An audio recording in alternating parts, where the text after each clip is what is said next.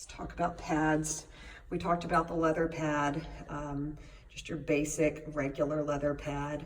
I've used these a lot of times I like them, and then there's times when they just really don't get the job done. I'm not sure why these things fail.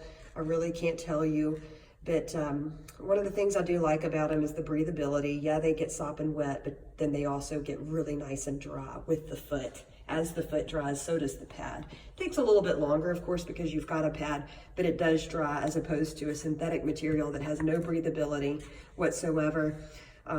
So there is the leather pad if you ever, wanted to give it a shot. I know you've tried it on some horses and not really gotten the results that you want.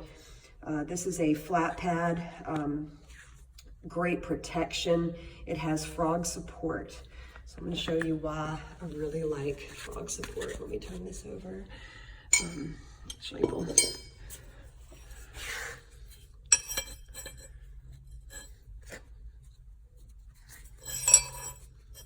Here's your shoe, and here's your flat pad. You've got frog support. The frog is ground seeking, so even when you just have a regular shoe on a regular horse with no problems, the frog is always trying to find the ground. So this way you can dress your frog, set it on this pad, and he can wear this pad, have adequate frog support, full support here. You when you put a pad like this on a horse, you recruit the entire foot to support the body of the horse, as opposed to just the edges of a shoe. When you just put a shoe on a horse, and here's his foot sitting on top of it, there's a space in there, and you just, without the ground really pushing up underneath there, you're kind of missing that. Some horses can't handle that ground getting packed into their foot. They get sensitive footed, which is when a pad really comes in handy. You always want to put something in between any pad and your horse's foot that is fully closed. I'll show you some of my favorites. I really like the hoof packing paste by Soulpack, or Magic Cushion, something like that. There's also varying, like Dental Impression. Also, I really like Equipack. However, some horses see this Equipack as sole pressure and not support or protection. So just kind of be careful there. Keep an eye on that. So anyway, this is why I prefer, if I need a pad, if I need that protection, I do like to use a shoe with frog support. And as you can see there, there's that support. Let's talk about a bar wedge. When you've got a wedge shoe, here, I'll just show you with a wedge shoe. It's not a wedge.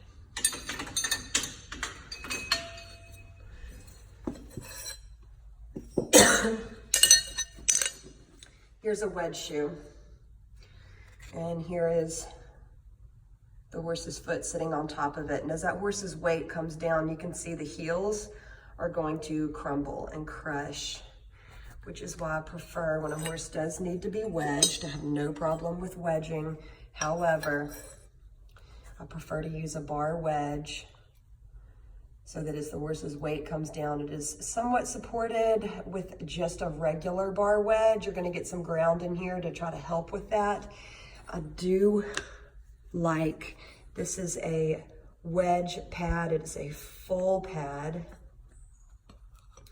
And as you can see, the horse's foot is wedged, but it is fully supported, hoof is fully recruited, and no matter how hard you push, no matter how much weight you put right here, this frog support eliminates heel crushing.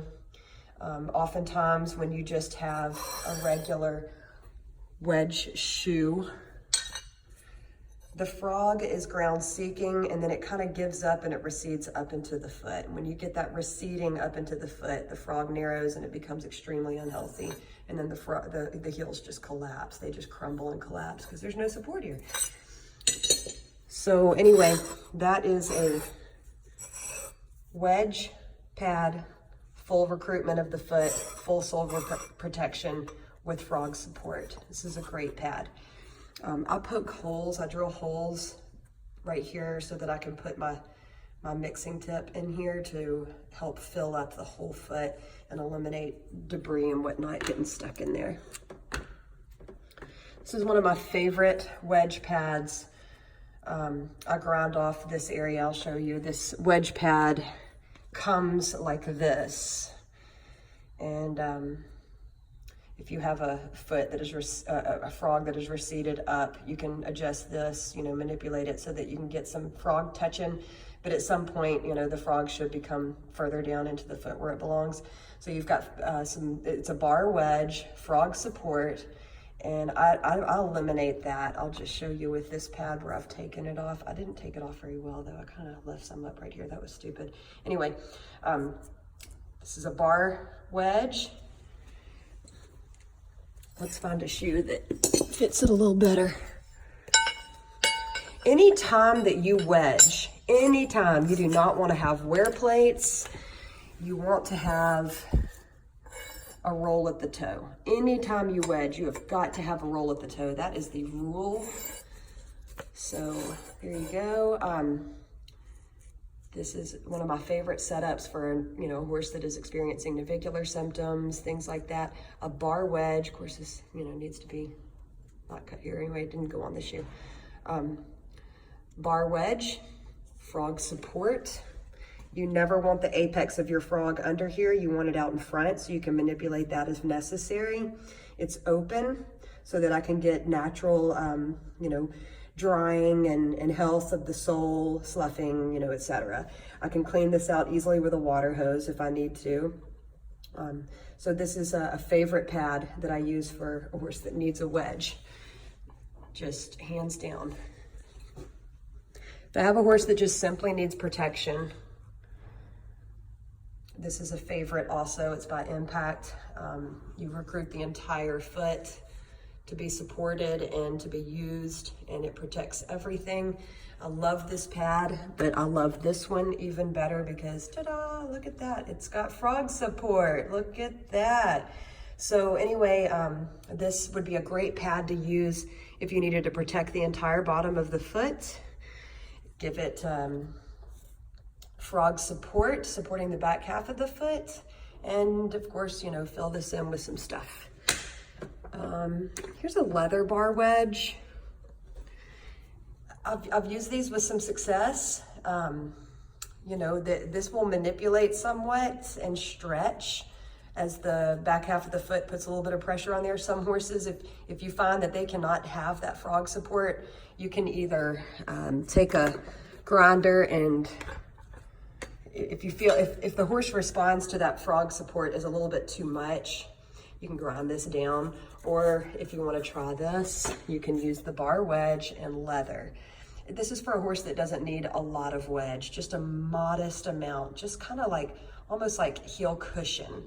And the foot can kind of grow down, you know, into your leather a bit, a little bit more movement, a little bit more health back here. Of course, it's open, so you can keep it clean very easily.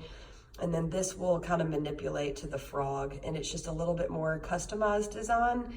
I've had a lot of success with the bar wedge, more success with the bar wedge than I have with the wedge full leather pad. So anyway, that's just some discussion about wedging and padding. There's a lot of other padding options, but these simple pads have really served me well. Again, you always want to have some kind of, any kind of rolling to the toe on any horse, whether they already got a problem or if you want to prevent a problem from ever happening. Just always look for something that's got this kind of action. So anyway, while we're on the subject, I'm just going to bring this shoe into the picture. This is made by Sound Horse, and it's a great glue-on option if you ever needed to glue one on. It's very soft, it's very flexible, not very flexible, it's just flexible enough. The problem that you'll run into is if the adhesion at the heels fails, then the heels will kind of curl in and you won't have any support back here. But I just thought I would, you know, you can try this. Some horses have an aversion to metal, steel, or aluminum shoes. They can't handle the vibration. This shoe pretty much eliminates any and all vibration. There's a wire in it. Just pop these little rubber bands off. They're extremely easy to shape. Really easy to shape. You can pinch your heels in, widen the shoe in any manner. They're very easy to manipulate with your hands. There's a wire inside. You can also, I glue these on, but rarely do I just simply glue them on. I almost always will, if I can, stick up one nail, you know, whatever. And there's that. You know, we were also talking about your horse that's got some issues with nailing. I've had a lot of success just putting 2 nails on either side. So if you need to eliminate, if you're using 3 nails on either side and the horse is sensitive to that, just drop it down to 2. Also, you know, I didn't even bring this up, but many people will use any kind of pad, and they will oftentimes drill into the back parts of the heel and then put a copper rivet back here. The reason I don't do it is because it's completely unnecessary.